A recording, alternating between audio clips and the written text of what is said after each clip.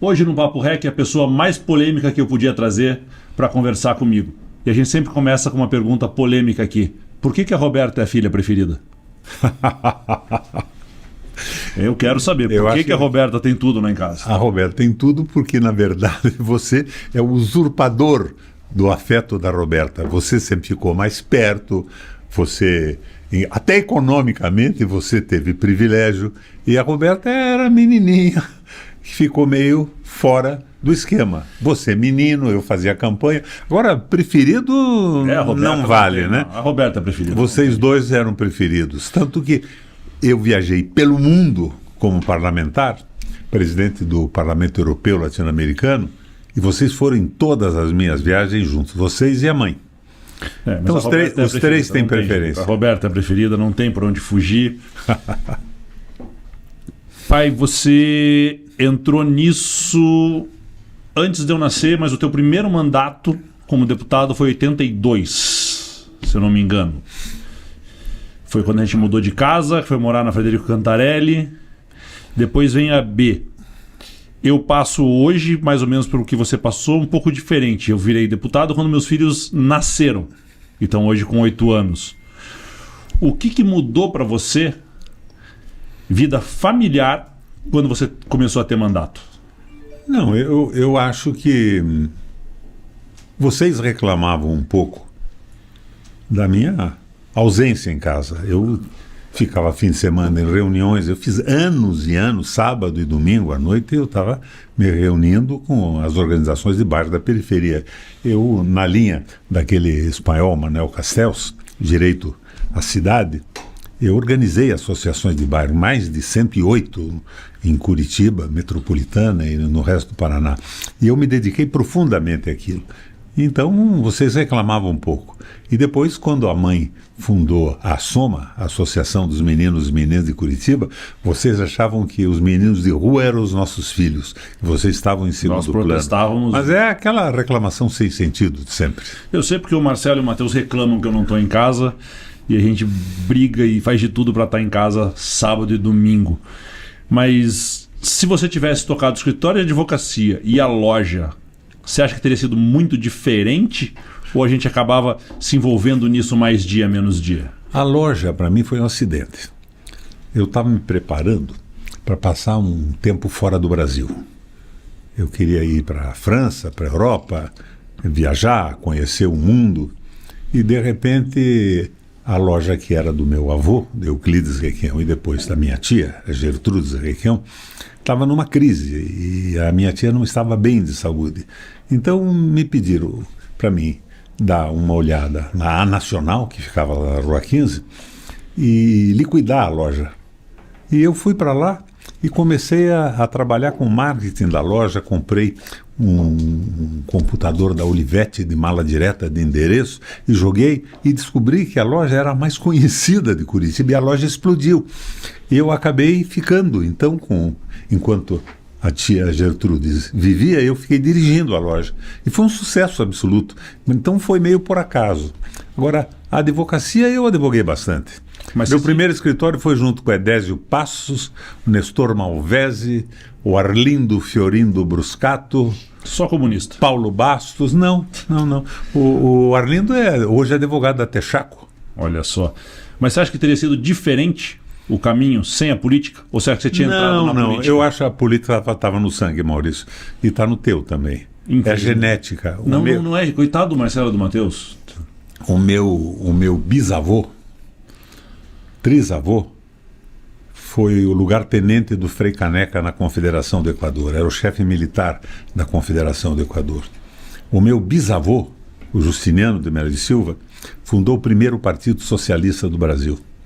O coronel Wallace de Melo e Silva, pai do Wallace Tadeu, que é o meu pai, coronel da Guarda Nacional, quando veio para o Paraná, organizou na rede ferroviária a primeira greve do Estado do Paraná em defesa dos trabalhadores.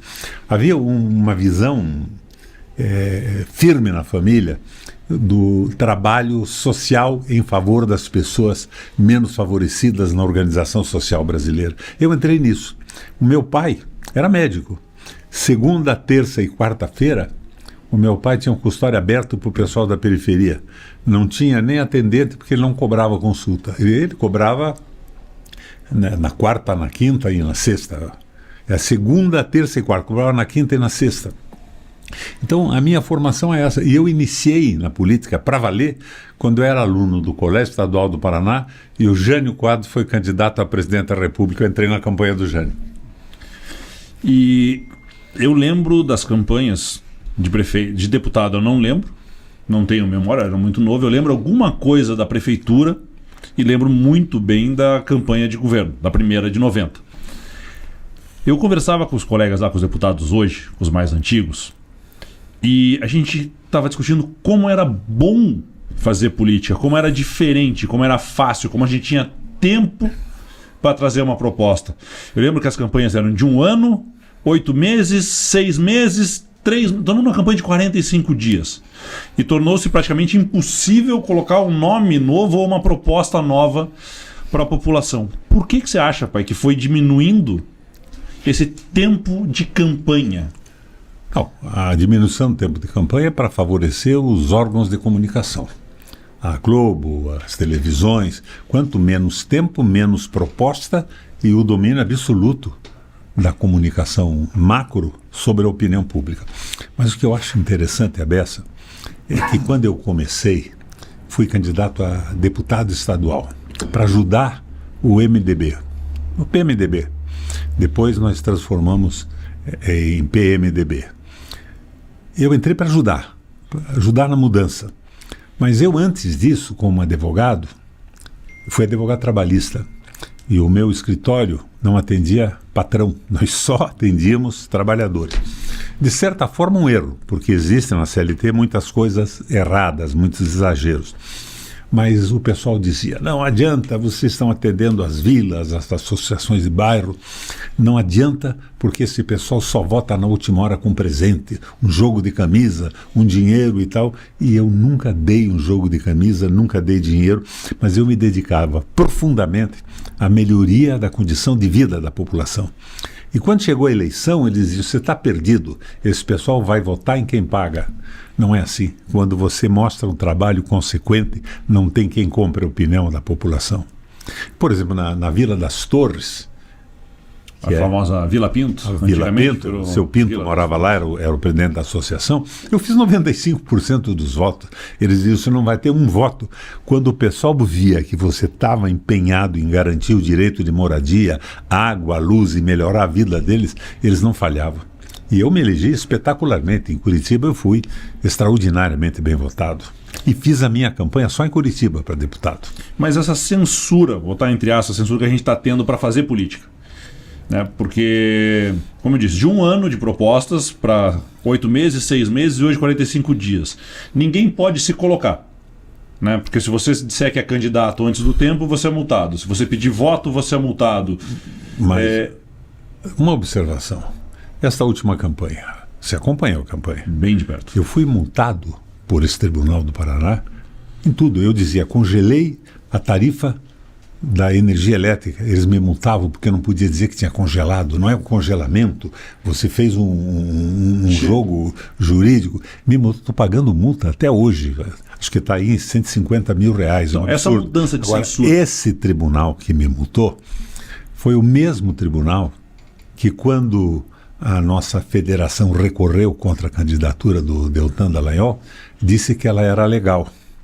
E ontem o Tribunal Superior Eleitoral, por unanimidade, cassou a candidatura. Então você veja, existe uma visão ideológica no judiciário e existe no tribunal. Agora, felizmente, com essa sentença que afastou o Deltan, ela não é unânime, mas tem um pessoal que utiliza a justiça ideologicamente, por mais errados que eles estejam. Mas ficou mais fácil ou mais difícil fazer política? Eu acho... De 78 para cá. Com o fundo partidário, fui eu que tive a iniciativa de fazer o fundo partidário, mas eu jamais propus esse absurdo de recurso. Era um fundo partidário para todo mundo ter a mesma soma e não podiam pôr dinheiro de fora. Mas daí, na sequência, mudaram. Eles dão um fundo partidário, os deputados federais hoje controlam de cada partido o fundo e dão o dinheiro para eles e para quem eles querem. E a estrutura do partido fica desabrigada do ponto de vista financeiro. E eles põem, quando são ricos, dinheiro pessoal, permitiram isso. Então virou uma zona, ao invés de ser uma moralização da política.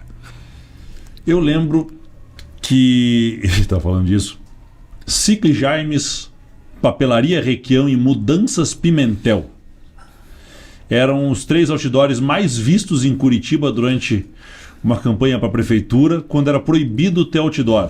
O Jaime começou com isso, inventou o Cicle Jaime, e de repente alguns primos em segundo grau meu, que eram primos da minha mãe, filhos de tios da minha mãe, a dona Lucia, Papelaria Requião, que tinham a Papelaria Requião, e eles disseram, então nós vamos fazer isso também. E fizeram outdoor promovendo a papelaria e ninguém pôde tirar. E daí foi a resposta ao Cicle Jaime, foi a Papelaria Requião. O Requião. Pimentel colocou a Mudanças Pimentel também. Eu não lembro do Mudanças Pimentel, a gente estava vendo isso. Quando você foi governador, 3 vezes, o que você teria feito diferente hoje? Uma coisa. Eu faria mais ou menos a mesma coisa. Eu fiz o possível dentro das circunstâncias que limitam um governador do estado. Eu não imito dinheiro, mas eu fiz um governo voltado para a população. Eu mexi profundamente na estrutura educacional do Paraná de uma forma positiva. Quando eu assumi, tinham tentado vender a Copel. E a Copel só não foi vendida, embora houvesse uma mobilização popular no Paraná contra a venda da Copel. O arcebispo, Dom Fedalta, entrou, todo mundo entrou. Hoje não, hoje é o silêncio absoluto, a imprensa de boca fechada, costurada com recursos públicos. Mas não foi vendida porque Osama Bin Laden detonou as torres duplas no dia do leilão da Bolsa de Nova York. Daí em seguida eu assumi. Eles diziam o quê? Presta atenção no que eles diziam ontem, que você está com esse problema hoje. Copel dá prejuízo para o Estado. 340 milhões de reais de prejuízo por ano. Eu assumi. Eu não sou mágico, você sabe disso, mas eu já fui empresário e de porte razoável, fui dono de fábrica, uma série de coisas durante a vida, que eu larguei tudo para fazer política esperando ajudar a mudar o mundo. Mas eu moralizei a Copel, acabei com a terceirização, com as picaretagens. Havia um contrato com um grupo de Curitiba de a Copel comprar obrigatoriamente energia da Argentina, com preço rigorosamente absurdo, porque era muito maior do que o preço que estava praticado no Brasil naquela época. Mas a Copel, mesmo que não precisasse da energia, tinha que pagar. Pagava de qualquer jeito. Eu acabei com isso da noite para o dia, eles não tiveram coragem de ir a juízo. Acabei com as terceirizações superfaturadas e logo no primeiro ano, ao invés do prejuízo de 340 milhões, eu tive um lucro de 1 bilhão e 400 milhões. Rubens Guilherme era meu presidente, cara bom para burro. Paulo Pimentel passou por lá um tempo também. Então, não há sentido da Copel ser privatizada, nem a Eletrobras ser privatizada, nem a Eletrobras. Agora, a iniciativa privada é fundamental para o progresso do mundo. As pessoas se organizam como empreendedores, imaginam coisas, pesquisam e evolui o processo, inclusive tecnológico. Mas as grandes evoluções tecnológicas são a partir de investimentos públicos, como, por exemplo, o telefone celular, que foi colocado no mundo pela despesa militar norte-americana, e depois apropriado pela iniciativa privada. Agora, então são essas empresas estratégicas que tem que ficar na mão do governo. Se um grupo econômico toma conta da Copel e da Eletrobras, como tomou agora, o que é que eles querem? Lucro. Eles não querem expandir o sistema elétrico, eles querem, no fim do mês, ter o dividendo em relação às suas ações. E sobem o preço a cada momento. A coisa é tão escandalosa que nessa crise agora provocada pelo conflito Rússia, China e Estados Unidos, onde a Ucrânia é bucha de canhão, a França estatizou todo o seu sistema de energia. A Alemanha estatizou todo o seu sistema de energia. E mais, Londres e Paris estatizaram seu sistema de água, porque na mão de uma minoria de exploradores eles aumentam os preços e quebram toda iniciativa privada que funciona paralelamente dependendo desses insumos. Agora, essa estupidez está indo à frente no Brasil. O nosso governo aqui, o Rato, está nessa conversa, ele não sabe o que diz. O Guedes é o maior gênio da economia brasileira. O Guedes é um horror, é um serviçal, a meu ver, do capital financeiro, sem nenhuma preocupação com o povo, sem solidariedade, sem amor pelas pessoas. Esse é o erro básico desse processo todo. Por isso eu insisto, nós temos que olhar o que acontece no mundo. Sucesso e insucesso da China. Sucesso e insucesso da Rússia, que acabou com o comunismo por uma série de razões. E sucessos econômicos e fracassos de outros países, olhar um caminho para o Brasil. Para mim, na linha do Guerreiro Ramos, que achava que um governo não pode ser perfeito, não precisa ser perfeito, mas ele tem que abrir a possibilidade do povo discutir as propostas na economia, na administração pública, na relação com outras nações, e através do processo de votação democrático e tomando posições avançadas. Mas não está acontecendo isso. Os donos do capital financeiro tomam conta do mundo, tomam conta da televisão, tomam conta das rádios e vão iludindo a população. E me aborrece também a ilusão que está acontecendo hoje.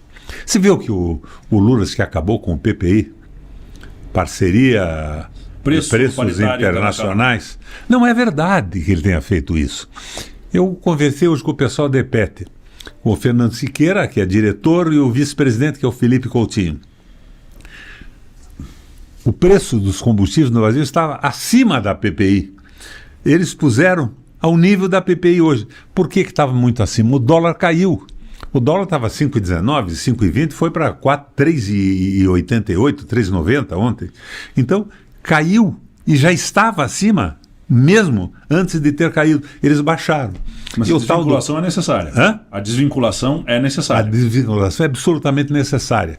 O Prats anuncia isso, mas diz, sim, nós não vamos seguir a PPI mais, mas nós vamos seguir o preço internacional do petróleo. Se viu que não houve um estrilo de um acionista da Petrobras, de um grupo de investidores? Eles vão tirar, provavelmente, o preço do transporte. E não vão tirar mais nada, vão baixar um pouquinho a tapeação. O Fernando Siqueira, que é diretor da EPET, Associação dos Engenheiros da Petrobras, fez um cálculo. 1 litro de combustível, de gasolina, na saída da usina, extraído, pagando royalties de refino, que tem processo de refino que são patenteados e tal, custa R$1,20. Como é que ele está a R$6 na bomba? Agora baixaram para 5,50. Vindo para cá eu via numa bomba 5,50. Não tem cabimento isso. Se custa 1,20, bota um lucro de 100% em cima. Então é 2,40. Como é que vai a 5 e pouco? Para haver esse lucro fantástico dos investidores privados, que são donos de, se não me engano, 67,6% das ações da Petrobras, embora a gente tenha ainda a maioria das ações preferenciais. Copel, Petrobras, Sanepar, empresas que eu digo que são empresas estratégicas, são empresas de monopólio público e com bens que ninguém pode abrir mão. Claro. O país não vive sem água, sem luz e não funciona o modal brasileiro. E a iniciativa privada não funciona se não tiver preços razoáveis para isso. Então, eu digo que são estratégicas e digo que a gente tem que usar elas como ferramentas para movimentar a economia. As pessoas não conseguem compreender isso. Fico com essa conversa. Roubavam na Petrobras. Quando o Obama era presidente dos Estados Unidos, se revelou um roubo fantástico na General Motors. Na GM, na Chevrolet, para quem não conhece. Principal empresa dos Estados Unidos e bandeira dos Estados Unidos no mundo. O que Obama fez?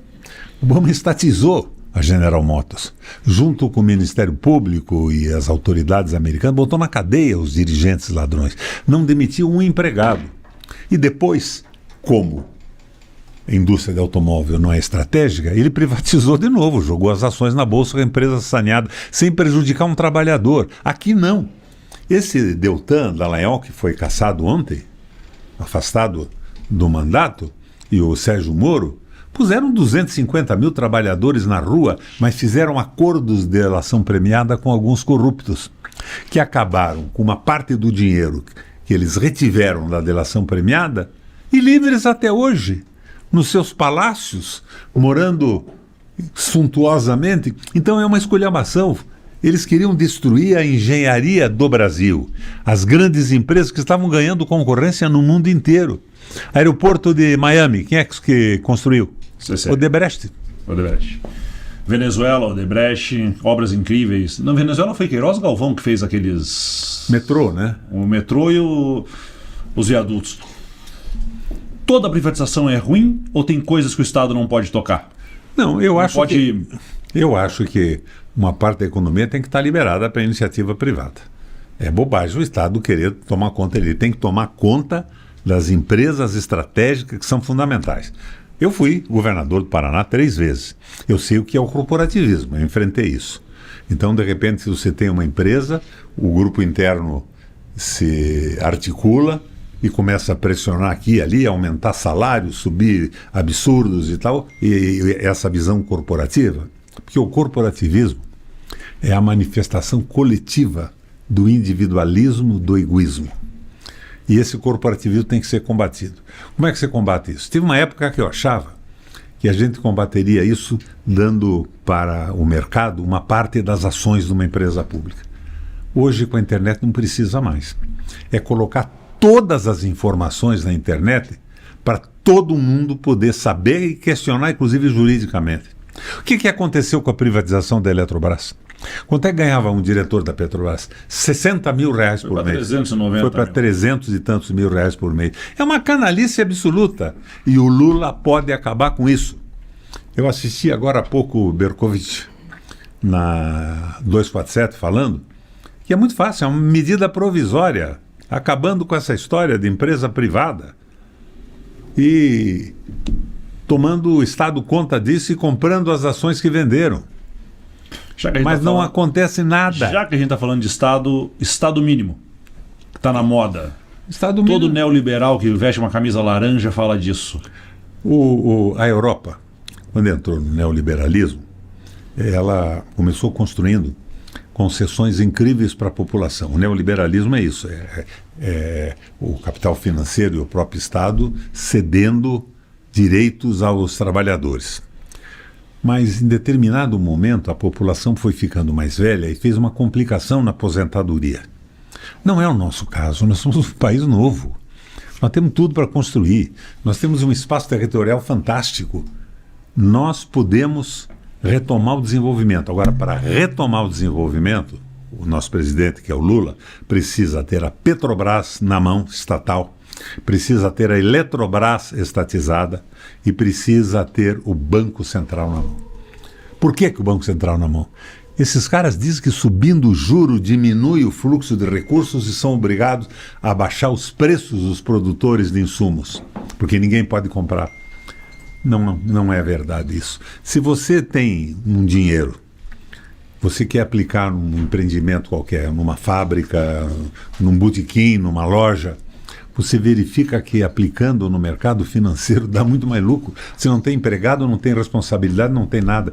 Então o juro alto acaba com a possibilidade de crescimento do país. Portanto, essa briga do Lula é legítima, é sagrada. Embora eu ache que eles estão com a história do arcabouço, o famoso arcabouço Haddad, que o Lula disse agora que ninguém pode ser contra. Criando o Estado mínimo. Eles querem que o Estado não invista nada e sonham que baixando o juro, esse dinheiro todo dos especuladores volta para a economia. Na Alemanha, o Hjalmar Schacht, na época da grande crise, fez uma coisa parecida. Do dia para a noite, o Schacht, que mandava na economia, reduziu os juros do capital financeiro praticamente a zero. E o pessoal gritou, meu Deus, vai virar pó a nossa poupança, os empresários disseram. Ele disse, não. Vocês agora têm uma moeda não moeda, que era a conversão do crédito que eles tinham nos investimentos, nos títulos públicos alemães. Vocês têm uma moeda não moeda pela qual o Estado alemão garante para vocês 4,5% de juro ao ano, que na época era uma fortuna. Mas esse dinheiro desse título, o MEFO, tem que ser empregado numa obra de reconstrução da Alemanha de infraestrutura. As autobahns, as estradas, o setor metalúrgico, inclusive o nome MEFO veio derivado do setor metal mecânico. E a Alemanha explodiu, cresceu de novo, mas aqui não. Eles estão achando que o Estado fica fora que o Estado mínimo e a iniciativa privada toma conta de tudo. Não é assim. Nas empresas estratégicas, o Estado tem que ser o indutor. Senão um pequeno grupo se apossa da água, da luz, se apossa e torna inviável qualquer investimento. E ficam os ricos muito ricos e os pobres totalmente abandonados. E daí resolvem oferecer... Não, o povo vai comer 3 vezes por dia. Mas o povo fica na condição de senzala, comendo 3 vezes por dia, mas morando numa senzala, sem educação, sem saúde, sem possibilidade de crescer, de empreender economicamente. Isso é um erro, isso chama-se neoliberalismo. Aí a gente chega num negócio que eu falo aqui. Eu falo que a gente tem que ter menos imposto, mais emprego. Daí os técnicos e os engravatados dizem que alguém tem que pagar a conta do Estado. Abaixar imposto diminui a arrecadação ou aumenta a arrecadação? Eu sou uma experiência viva disso. Assumi o governo do Estado. Reduzi o imposto das microempresas para 0, imposto estadual, não podia mexer nos federais. O Estado tem limitações na administração. Reduzi o ICMS de 18% para 12%. Para 2,5% em média. E viabilizei uma redução da conta de energia elétrica para as empresas que se instalassem no interior em regiões de pouca densidade de emprego para a população. E naquela crise brutal que o Brasil e o mundo sofria, nós mantivemos o maior índice de empregos com carteira assinada, crescimento econômico. Dá certo. Reduzir o imposto não significa diminuir a arrecadação. Diziam, o Reguão vai quebrar o Estado. Aumentei a arrecadação. E os nossos governos foram um sucesso absoluto. Daí veio a reação da Globo, desses empresários que têm esses contratos maravilhosos, como está vendo hoje pedágio, essa canalice toda. Se opuseram contra mim e eu fiquei sem muita comunicação. Mas fiz política internacional. Eu fui presidente do Parlatino, do Parlasul e do Parlamento Europeu Latino-Americano em Bruxelas. Nós temos um mecanismo no Paraná que é muito mal utilizado hoje. Chama-se isenção fiscal. Incentivos fiscais. É uma jogada criada para atrair empresas, teoricamente. No Paraná ele é utilizado para amigos do rei. Não é mal, em princípio. Então, né? Nós temos um problema hoje, e aonde eu vou, no interior do Paraná, as pessoas me pedem empregos. Nós queremos empregos. Emprego, nós estamos falando hoje de indústrias e empresas, né? Porque o agro gera muita riqueza, mas ele gera pouco emprego hoje em relação ao que ele gerava no passado com a mecanização. E a gente não produz máquinas aqui no Brasil, a gente importa máquinas. Então a gente está gerando empregos fora. Para atrair indústria para dentro do Paraná, com imposto alto, água alta, luz alta e a logística alta, que vem aí de novo, o pedágio mais caro do mundo no Paraná. O incentivo fiscal, ele pode ser utilizado? Pode. Ele pode ser utilizado com inteligência. Por exemplo, tem um setor da economia que nós não temos a tecnologia apropriada. Então tem uma empresa de qualquer lugar do mundo que quer se instalar aqui. Nós damos o privilégio de impostos mais baixos porque ela traz à empresa a tecnologia, ela gera emprego, tem que haver um contrato com compromisso de geração de emprego também. E nós assimilamos a tecnologia e ao impulso na economia. Mas no caso do Paraná, a isenção que foi o ano passado de 17 bilhões de reais, esse ano parece que diminuiu para 16. Foi 16, 17 e 16. Então, esse negócio foi feito para ganhar a eleição. E foi feito em cima do agro, que já não paga imposto. O agro hoje, a tributação do agro não passa de 5%. É ruim o agro? Não, não é. Ele produz divisas para o mundo, mas não produz alimentação para o Brasil. Nós somos o segundo maior exportador de alimentos, o primeiro de alimentos diversificado do mundo, e o povo está passando fome. Não tem cabimento, está mal administrado esse processo. Vou te dar um exemplo. Na Inglaterra e na França, um acordo entre o Estado e os grandes plantadores os obriga a diversificar a produção. Não vou plantar soja, não. Você vai plantar soja, mas você vai plantar mais isso e aquilo que está na mesa de alimentação do francês e do inglês. Um subsídio cruzado, de certa forma. De certa forma, eles têm o monopólio da produção, mas eles têm que alimentar o povo. Não, para você poder plantar, você tem que alimentar. E a soja, cá entre nós, não alimenta a população. Isso é para alimentar porco e gado no mundo inteiro. É ruim isso? Não. O mundo tem que se alimentar. Mas eles perderam o sentido e dominam o Estado financiando candidaturas. Está na Assembleia, você vê como essa gente manda naquilo lá. No Paraná hoje nós temos suínos e aves num número absurdo. Temos alguns abatedouros no interior do Paraná, porque o transporte da carga viva se torna impossível por causa da distância e das condições rodoviárias, mas nós não temos uma indústria que beneficie milho, trigo. Temos pouquíssimas que fazem... Nada. Se Copel e Sanepar, públicas, elas poderiam criar um incentivo para empresas no interior do Paraná? Eu já criei no meu governo. Mas é que eles dizem que hoje que é impossível. Por isso que eu estou perguntando. É claro que é possível, eu criei. Eu dava um preço de energia elétrica mais barato para quem se instalasse no interior. Eu criei a irrigação da madrugada. 75% de desconto na energia elétrica para o pessoal que produzia galinha, suínos e irrigava as suas terras.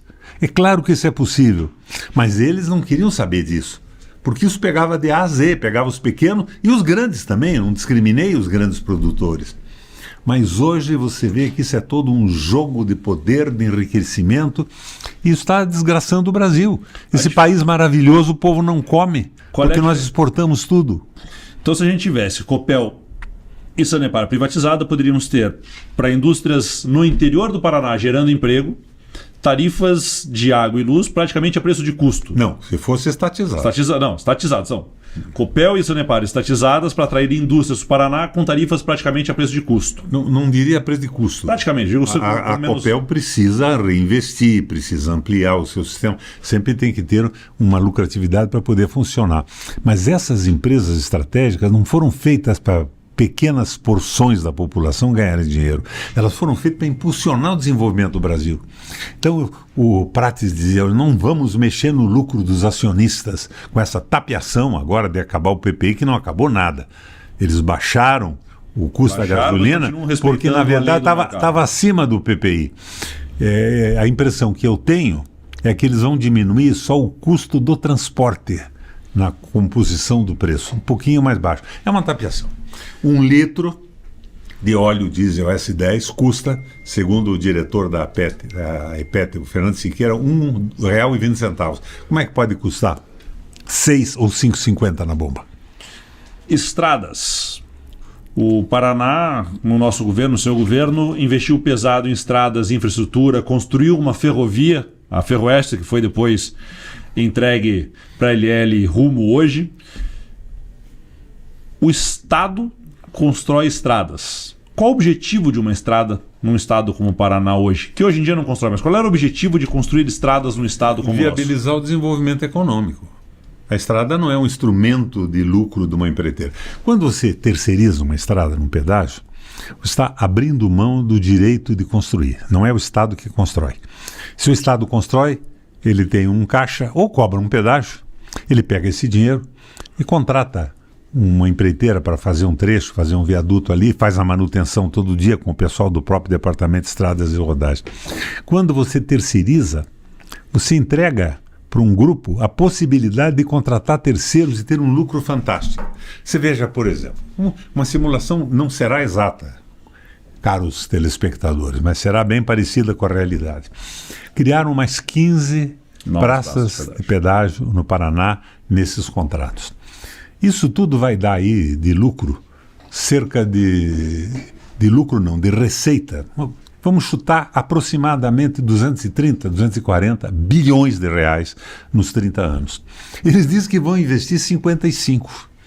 Vão gastar mais ou menos mais uns 40 bilhões em investimento, com as suas próprias empreiteiras ou terceirizando. E o resto é lucro. E o resto é lucro. Por que nós temos que dar esse lucro para alguém? E quem é que vai pagar isso? Vai pagar isso a economia, o aumento do preço dos alimentos, o aumento do preço de tudo. É uma estupidez isso. Isso é uma ratazanice do governo. Não existem linhas de crédito internacional para investimento em infraestrutura de países em desenvolvimento? Claro. Então se podia dizer, o Estado precisa rapidamente fazer isso, não tem dinheiro. Claro que tem, empresta juros baixíssimos. Não será nunca, por exemplo, nesse exemplo que eu dei, 130 bilhões de juro. Exatamente.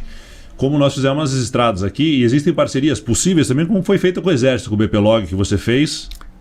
A ferrovia que eu fiz com o Exército foi a mais barata da história do Brasil. Por que não fazer outras?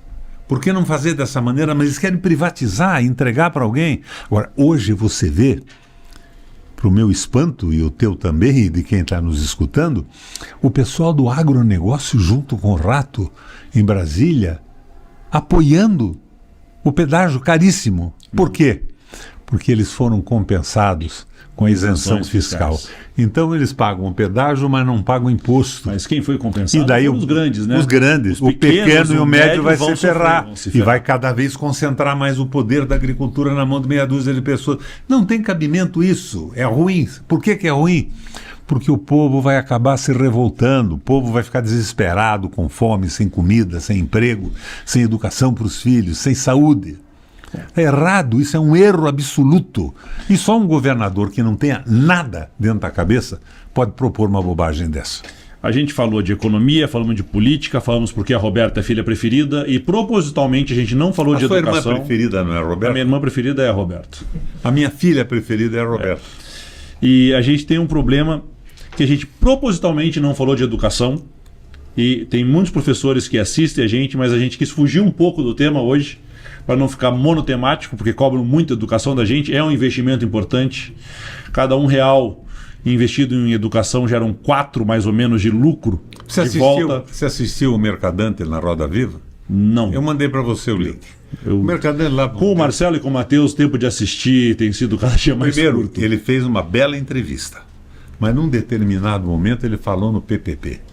Nós podemos terceirizar a construção e a manutenção das escolas e o Estado faz o currículo e tal. Ele está propondo naquele PPP uma privatização. É o que o Haddad está propondo no arcabouço. Privatizar tudo, parceria do Estado. Quer dizer, o Estado vai administrar a educação, mas o empresário privado administra a escola e ganha para ele. Para que isso? Uma pedageira não constrói uma estrada porque o tempo para ela recuperar o dinheiro e ter lucro é muito longo. É um investimento a longo prazo e de risco, por ser de longo prazo.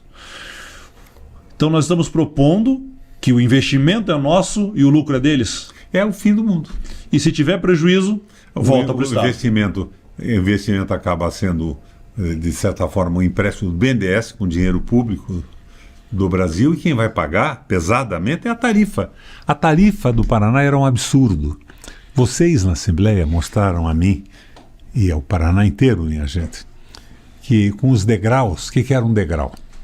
No contrato de transporte dizia o seguinte: a partir do 12º mês começará uma duplicação num trecho da estrada.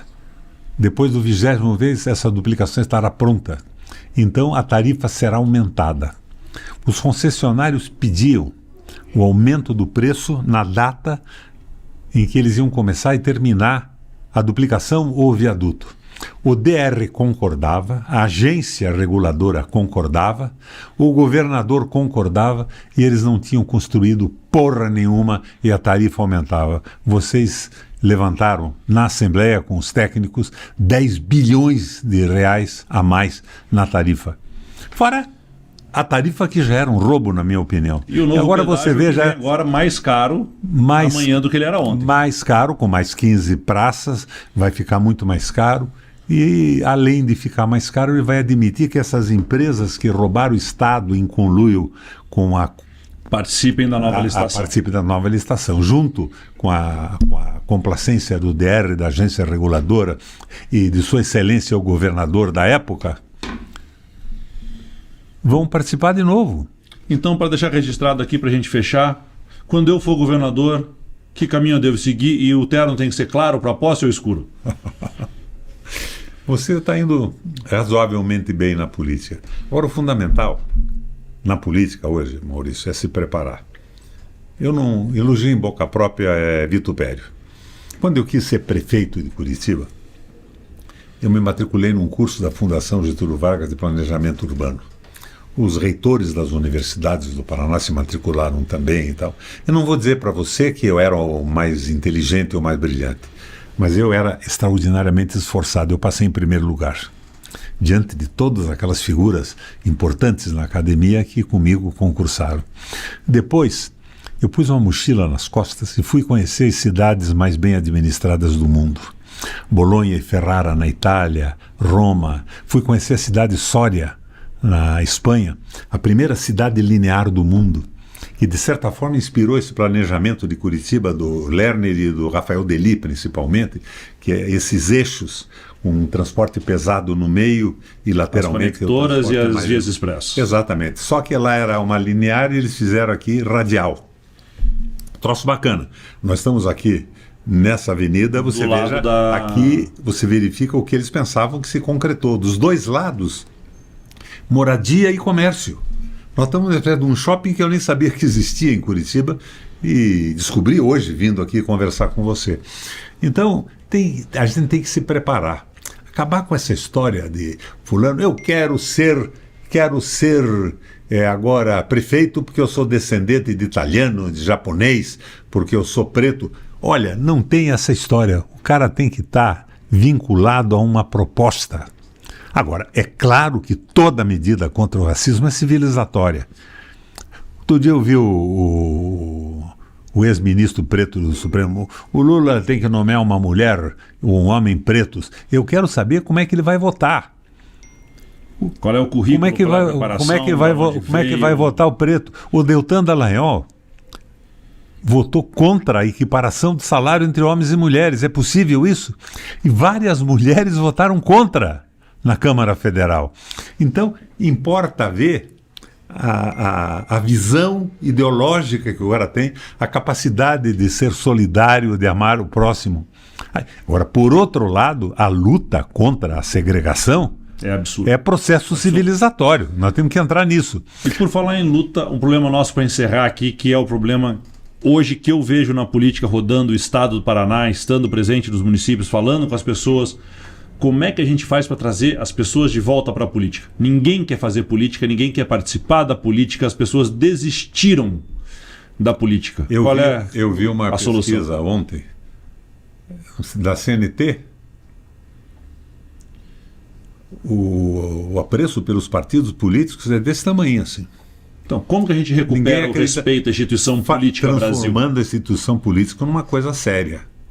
Por exemplo, vou voltar ao tema. A luta identitária contra o racismo é fundamental para o processo civilizatório. Mas o identitarismo, que não examina mais o que o sujeito pensa da economia, da globalização, da macroeconomia, é uma tolice. Pouco me importa ser roubado por um italiano, por um japonês, por um negro, por um branco. E você sabe que, embora você seja assim meio branquelo, nós somos descendentes de baianos e sergipanos do lado do pai, de índios, de negros, e do lado da mãe de alemães e de italianos também. Nós somos mestiços brasileiros. E nós temos que respeitar o país, um projeto nacional. Agora, de forma alguma vamos formar ao lado dos racistas, mas excluir a questão econômica da luta identitária é uma jogada dos interesses econômicos que dominam o Brasil e o mundo. É a nova moda do parlamento, o municipalismo. Vamos cuidar do micro e esquecer o macro. Exatamente. E elegem mulheres que vão lá e votam contra a equiparação racial. A equiparação salarial. Obrigado, pai. Você não respondeu por que a Roberta é preferida e a gente encerra por aqui.